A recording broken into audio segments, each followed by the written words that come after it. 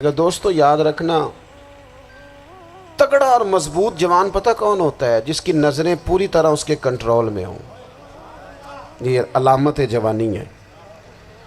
جس آدمی کا پوری طرح، دو لوگ دنیا میں کبھی کوئی کارنامہ سر انجام نہیں دے سکتے، ایک جو حرام کھاتا ہو، ایک جس کی نظر ناپاک ہو۔ محمد بن قاسم جب یہاں آئے تھے نا،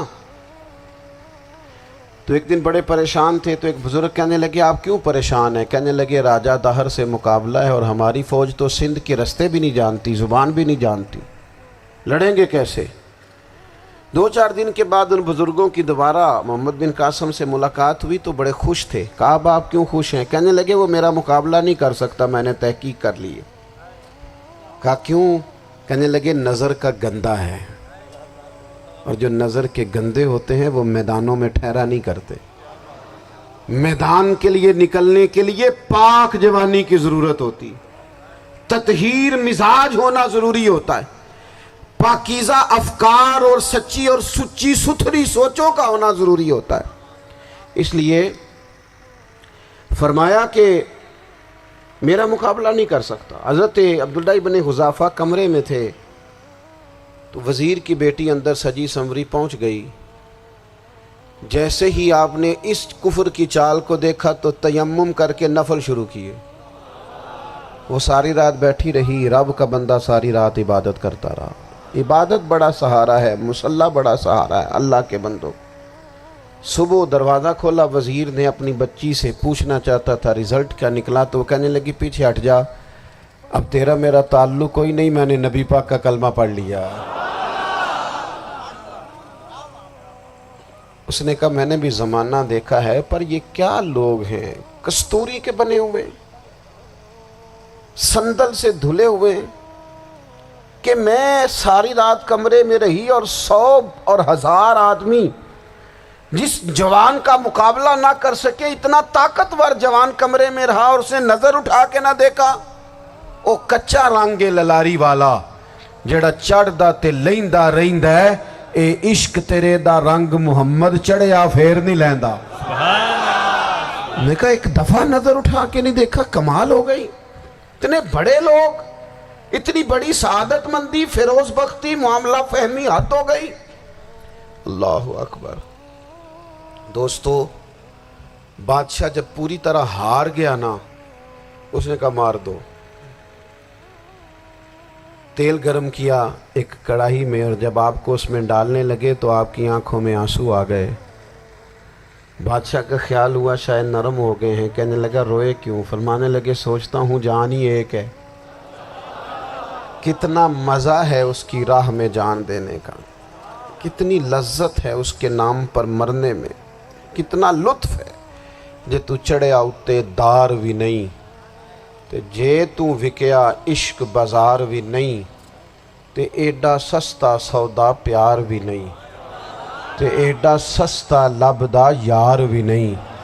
کئی جنگل گانے پیندے نہیں، کئی دوزخ لنگنے پیندے نہیں، جے وہ اس ملوں بھی مل جاوے، ایدوں سستا ہور بپار بھی نہیں۔ تے کچھ سمجھ نہ آوے لوکاں نوں وہ کادے نال شہید کرے، ڈٹھی یار دے ہاتھ تلوار بھی نہیں، پر او دا خالی جاندہ وار بھی نہیں۔ کہنے لگے ایک جان ہے نا، تو دل کرتا ہے ہزاروں ہوتی تو ایک ایک کر کے محبوب کے نام پہ قربان کرتا، جب میرے پاس ہے ہی ایک، کروں کیا؟ حضرت عبداللہ ابن حذافہ رضی اللہ تعالیٰ عنہ جب روئے اور بادشاہ نے یہ بات سنی، تو بادشاہ اٹھ کے کھڑا ہو گیا، سارے وزیروں مشیروں کو کہنے لگا تم نے کہا تھا نا بندہ ضائع کرنے والا نہیں، یہ بھی ضائع کرنے والا نہیں۔ کہنے لگا میرا ماتھا چومو، تم جیسے لوگوں کو قتل نہیں کرنا چاہیے، آزاد کرنا چاہیے۔ عزیز اپنی زندگی سے نا یہ بہت زیادہ ہرس، ہوس، طمع، اور یہ کسی بات کی بھی ہو، ہرس صرف پیسوں کی نہیں ہوتی ہے، شہرت کی بھی ہوتی ہے، یہ بیماری انسان کو اقتدار کی بھی ہوتی ہے، تعریف کی بھی بیماری ہوتی ہے، یہ سارے نقص ہوتے ہیں لوگوں کو، اور معاذ اللہ بعض جبوں کبوں کے اندر بھی ہوتے ہیں، وہاں بھی پنپتے ہیں۔ اپنی زندگی جب تک اس سادگی میں نہیں لاؤ گے جو رسول پاک نے عطا فرمائی ہے، جب لوگ آسانیوں میں پوری طرح الجھ گئے تو پھر وہ دور ہوئے اور کفر چڑھ گیا۔ دوسری بات، اللہ کے محبوب صلی اللہ تعالی علیہ وسلم کی محبت ہم سے تقاضا کرتی ہے کہ ہم اس مشن کے لیے کام کریں جس مشن کے لیے رسول پاک نے کام فرمایا ہے۔ ہم سارے کام بڑے مضبوطی سے، سوچ سمجھ کے، تدبر سے، حکمت سے، تقاضوں کو مد نظر رکھتے ہوئے کرتے ہیں سارے کام۔ دین کے کام میں ہمارا مزاج نہیں ہوتا، او ہو جائے گا جی، آپ بسم اللہ پڑھیں جی، شروع کریں جی۔ آپ تقاضوں کو سمجھیں، چیزوں کو دبائیں نہیں، چیزوں پر غور کریں۔ کسی کے ذہن کی سطح پر سوال ابھرتا ہے، اس کا تسلی بخش جواب دیں۔ اپنی زندگی میں دین کے کام کے لیے اپنے آپ کو وقف کریں، اور دین کے کام کے بہت سارے پہلو ہیں۔ ہزاروں لوگوں کو قرآن پاک ٹھیک پڑھنا نہیں آتا، ہزارہا لوگ ہیں جو قرآن مجید کے مطالب سے آگاہ نہیں ہیں، دین کی بنیادی ضروریات سے لوگ نابلد ہیں۔ میں آپ کو کس طرح یہ بات سمجھاؤں کہ ہزاروں کی تعداد میں طلاقیں اس لیے ہوتی ہیں کہ مردوں کو طلاق کے مسئلے نہیں آتے، انہیں پتہ نہیں ہے کہ مجھے حقوق زوجین کے معاملے میں کیسے چلنا۔ ڈھیر سارے گھروں میں تباہی اس لیے ہے کہ تربیت اولاد کا دینی منہج ہمیں نہیں پتا۔ اپنا حصہ ملائیں دین کے کام میں۔ ایک آدمی کو اگر تو نمازی کرنے میں کامیاب ہو گیا، تیری زندگی بدل گئی۔ وہ دین بیزار لوگ جو ہمارے بیچ بیٹھ کے ہماری نوجوان نسل کو پگڑی اور داڑھی کا نام لے کے بنیادی طور پر دین سے دور کرتے، ایسے نوجوانوں کو دین کا پیغام محبت دے کر دین کے قریب کرنا ہماری ڈیوٹیوں کا حصہ ہے۔ ہمیں ذمہ داری کا احساس کرنا پڑے گا، ہمیں یہ خاص قدم اٹھانا پڑے گا، توجہ دینی پڑے گی۔ مساجد، مدارس، میں آپ سے عرض کروں، اتنی ڈٹ کے مخالفت ہوتی ہے نا مدرسوں کی، اتنی ڈٹ کے۔ میں ادارہ چلاتا ہوں، اس کے چلانے میں جو مشکلات ہیں وہ تو ہم بتا نہیں سکتے آپ کو، اس لیے کہ میری قوم، میرا اس قوم سے تعلق ہے جو نعت خواں امیر کرنا چاہتی ہے، مدرسے نہیں۔ ہاں، نقیب خطیب پیدا کرنا چاہتی ہے، شعر و شاعری کی زندگی کو پروان چڑھانا چاہتی ہے۔ فقط ہمارا ان لوگوں سے تعلق ہے جو لاکھوں کروڑوں روپیہ محافل پہ لگائیں گے، اور قاری صاحب بیچارے اگر مسجد کا کوئی ہونے والا کام کسی وقت بتا دیں گے تو وہ بڑی مشکل آ جائے گی ان کے لیے۔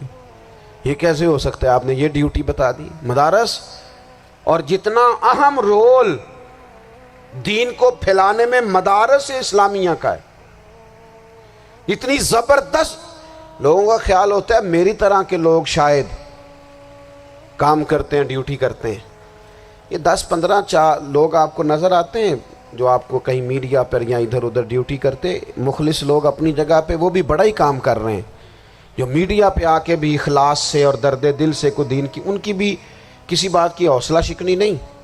لیکن ہزارہا اساتذہ جو مدارس میں بیٹھ کے پڑھاتے ہیں، جنہوں نے وہ سارے لوگ تیار، آپ سمجھ نہیں سکتے کتنا بڑا کام۔ حفظ کا استاد جو ہوتا ہے نا، اس کی ڈیوٹی 24 گھنٹے ہوتی ہے، فجر سے پہلے، اور اس نے بچوں کو اٹھانا۔ تنخواہ تو ہم انہیں دینا نہیں نہ چاہتے جی، تنخواہ نہیں دے دی انہوں نے، ہمیں مولوی امیر نہ ہو جانا۔ مولوی نو تے سوٹ بھی 27ویں والی رات دے ہے تاکہ کدھر سوان کے عید والے دن پا نہ لوے، چونکہ 27ویں تو بعد تے درزی پھڑتا ہی کوئی نہیں، کیوں حضرت؟ ایسے ہی ہے نا، اس وقت تو نہیں نہ لیتا۔ تو ہم چاہتے ہیں مولوی ہماری مرضی کے ہماری طرح کا سوٹ نہ پہن لے۔ مدارس کی مضبوطی، آپ یہ دیکھ لیں، یہ صلاح الدین ایوبی کا تعلق بھلا کس چیز سے تھا؟